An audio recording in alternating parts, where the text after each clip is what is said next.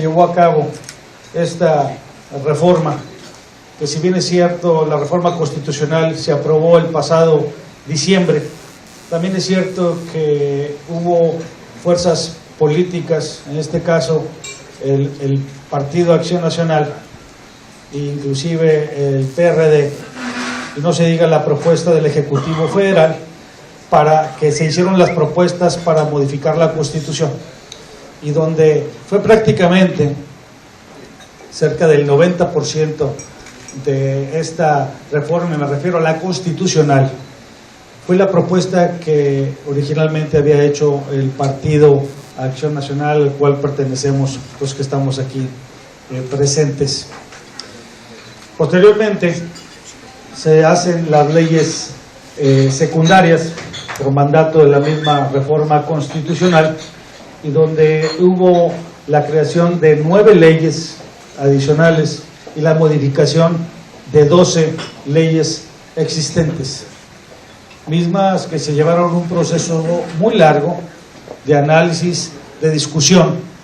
al grado que el pasado mes de abril el Ejecutivo Federal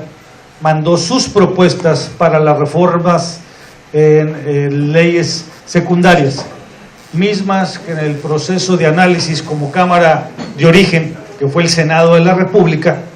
tuvieron más de 500 modificaciones en una primera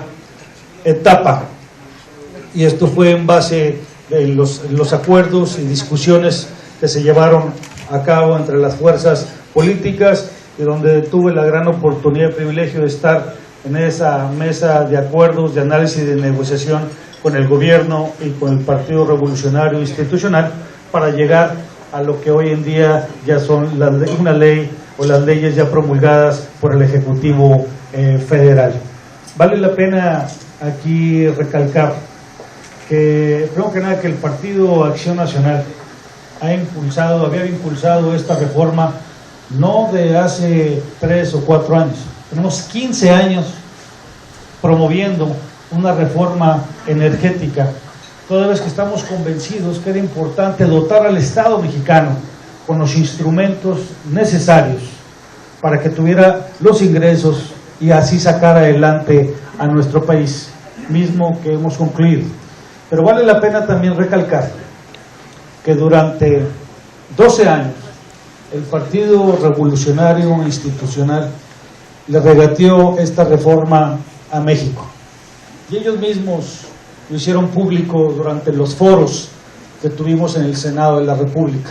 La pregunta expresa de un servidor, a quien había sido presidente de la Comisión de Energía en la pasada legislatura, quien había sido secretario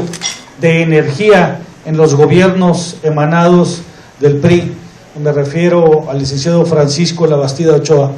Le hice yo la pregunta, porque fue uno de los invitados que tuvimos en los foros, que sabíamos que esta reforma traía de alguna manera, o que los analistas, básicamente los analistas políticos y los especialistas en materia energética, estaban convencidos que en 3 aspectos: uno, que era urgente y necesaria sacar adelante una reforma constitucional; 2, que estábamos tarde; y 3, que se tenían que poner de acuerdo las fuerzas políticas, porque se requería 2/3 partes para hacer esta reforma. Y a pregunta expresa de un servidor, le dije yo, haber sido él presidente de esa comisión y haber sido el secretario de Estado, especialmente de la Comisión de Energía, yo le pregunté que por qué ellos no la habían sacado adelante. Y de una manera muy clara, y hay que reconocerle, dijo, palabras más, palabras menos, y esto está precisamente en el diario de los debates, está grabado, dijo que él en lo personal estaba consciente de que México requería esa reforma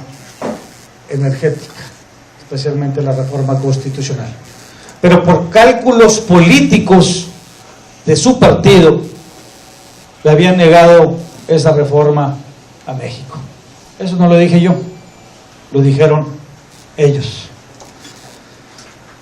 ¿Por qué hago referencia a este tema? Porque en Acción Nacional actuamos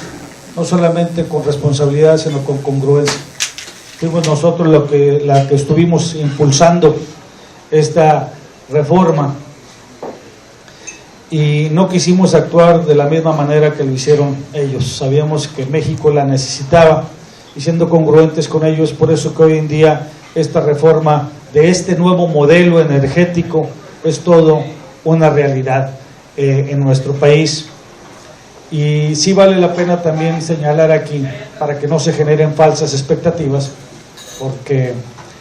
hay muchas reacciones alrededor de esta reforma, es el hecho de que sí va a haber beneficios, pero esos beneficios se van a estar viendo en el mediano y largo plazo. Habrá unos estados de nuestro país donde se verán los beneficios prácticamente inmediatos, porque van a llegar las inversiones. Casualmente Tamaulipas es uno de ellos, y es ahí donde nosotros como partido político, como grupos parlamentarios, como legisladores, estamos conscientes de la importancia y la necesidad que se tenía de sacar esto adelante. Yo quisiera destacar, también si me permiten, ciertos aspectos fundamentales de esta reforma, y una de ellas es un tema en el cual yo en lo personal me concentré mucho,